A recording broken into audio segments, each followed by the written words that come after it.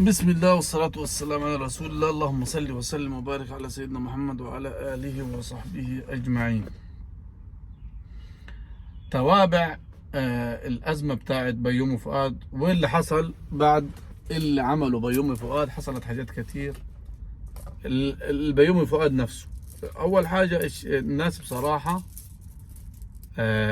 أول مرة أشوف إجماع على حاجة زي كده. يعني يمكن الناس اجمعت على موضوع بيومي فؤاد ديتي. مش بس الناس الجماهير او الشعوب او كذا، لا ده الفنانين نفسهم اللي هم زملاء بيومي فؤاد، اللي هي والمنتجين اللي اعلنت مقاطعة بيومي فؤاد وانها تفسخ عقودها معاه. لانه مش عشان يعني موقف او شيء، لا خايفين انه مقاطعة الناس البيومي فؤاد تنعكس على اعماله، ما حدش يتفرج على اعماله. وسمعنا انه الكبير برضه، مسلسل الكبير او المنتج بتاع الكبير او احمد مكي، لغوا الدور بتاعه من مسلسل الكبير الجزء الثامن اللي احتمال يكون في رمضان اللي جاي ان شاء الله. تاني حاجة طبعا لما متابعين صفحة بيومي فؤاد، صفحة بيومي فؤاد نقصت مليون متابع. بداها اول حاجة هو بغلق التعليقات على الفيسبوك والانستغرام وبعض المواقع، وبعد كده من ثم قفل الصفحة خالص. الله اعلم هل هو اللي قفلها ولا في بلاغات راحت عن الصفحة فالفيسبوك هو اللي لغى الصفحة. تاني حاجة، في حاجة غريبة خالص، يعني انا ما كنتش متوقعها بصراحة.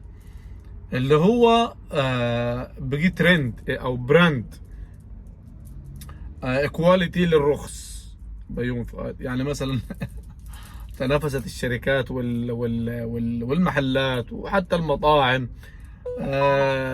اللي هو لو انت فاكر انه بيومي فؤاد ارخص حاجه في مصر، لا احنا عندنا مثلا مش عارف السندوتشات ارخص، الملابس ارخص، معناها انه هو ارخص حاجه.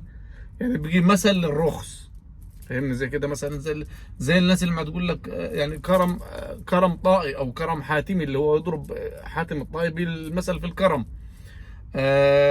في الشجاعة مثلا خالد بن الوليد، او في اللي هو بتضرب المثل باشياء، ده يضرب المثل به حاليا.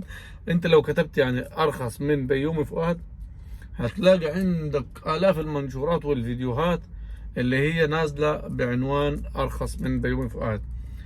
الله اعلم ايه اللي عمله بيومي فؤاد عشان يوقع الوقعة دي والسقطة دي، مع انه كان هو نجم الكوميديا الاول في مصر. لو واحد عاوز يعمل مش مسلسل، لو عاوز يعمل هنا على التيك توك بيجيب بيومي فؤاد. المنتجين كلها بتتسابق على بيومي فؤاد. سبحان الله. الله اعلم هو في شيء، هو عامل حاجة، هو ان هو يحصل له ده كله وفي نفس الوقت سبحان الله. ربك يعني اذا وضع المحبة في قلوب لشخص، في قلوب الناس كلها تحبه. واذا غضب عليه والله اعلم هو غضب من ربنا عليه ولا لا، بس ما نقول لك انه فجأة كده يوقع الوقعة دي. واكيد في الناس اللي ما شافوهوش في حاجات وصلت الشخص ده لكده، ورفعت من محمد سلام. هو مش لا بيومي فؤاد ولا محمد سلام رفع نفسه، هو ربك سبحانه وتعالى ما يحب يبين للناس ويكشف للناس. فالفيديو بتاعنا ديتي مش ارخص من بيومي فؤاد، لانه ما فيش حاجه ارخص من بيومي فؤاد. هو بيومي فؤاد ارخص حاجه. وانا اسف واعتذر عن الالفاظ دي، ولكن ده الواقع. السلام عليكم. ما تنساش تشترك وتعلق.